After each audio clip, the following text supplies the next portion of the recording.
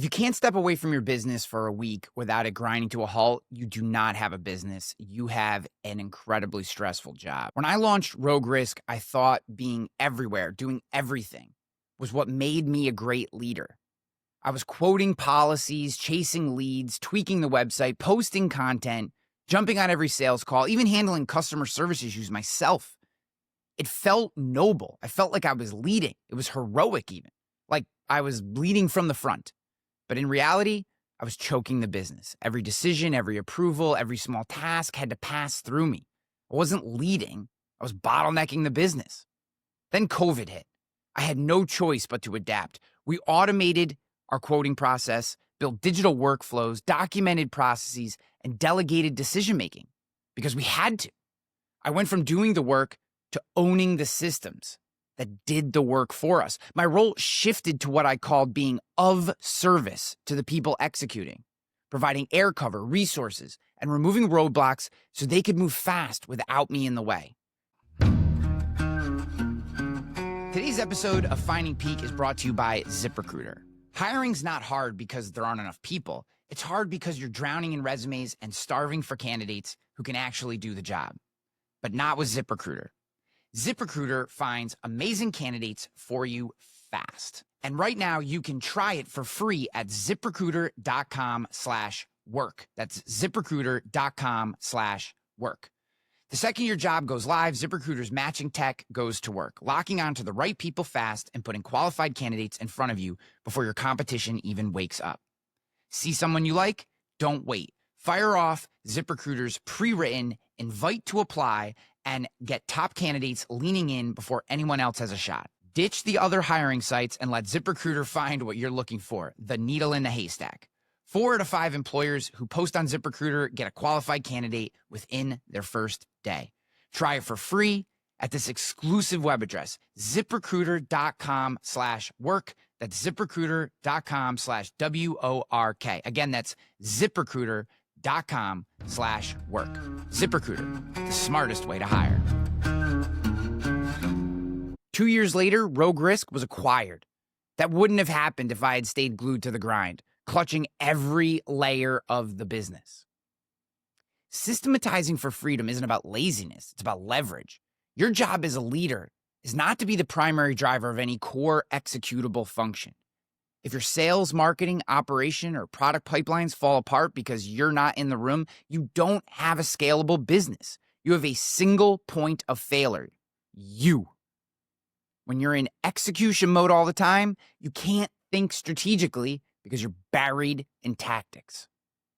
You slow everyone else down because they're waiting on you.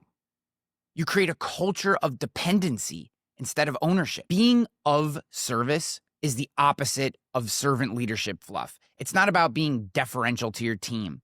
It's about protecting them from distractions, equipping them with the tools and systems to move fast, and giving them the autonomy to execute. Look at Netflix. Their freedom and responsibility model has been studied to death for a reason. It works. At Netflix, leaders set a clear vision and a high performance bar. Then give teams the freedom to make decisions and the responsibility to own the results. That model only works because the underlying systems, hiring, onboarding, knowledge sharing, feedback loops, are all dialed in. Those systems are what allow leaders to step back from daily execution and stay focused on long-term direction, knowing their people have the framework to succeed without constant oversight. It's leadership of service in action. Give people clarity, give them tools, remove roadblocks, then get the hell out of the way. Now, take a look at McDonald's. It doesn't matter if the CEO shows up or not. The fries still taste the same. That's not magic, it's systems. Every core function is documented, repeatable. It can be run by trained people at scale. Your goal isn't to make yourself unnecessary to the business, it's to make yourself unnecessary to the execution so you can focus on vision, strategy, and building what comes next. All right, so here's a simple exercise, and I call it the bottleneck audit. Step 1, list it out. Write down every task you touch in a week. Everything. Step 2, mark the traps. Highlight anything that doesn't require your unique skill or your authority. Step 3, pick 3. Choose 3 of those tasks to remove yourself from this month. Step 4, build the system. Create a process, a checklist, an SOP, automation, and train the right person or team to own it. Step 5, provide air cover. Ask them what could get in their way and clear those obstacles before they start.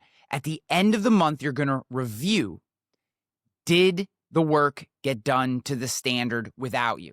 If not, don't do it yourself. Fix the system. Do not take the work back. Systematizing for freedom gives you back your most valuable asset, time.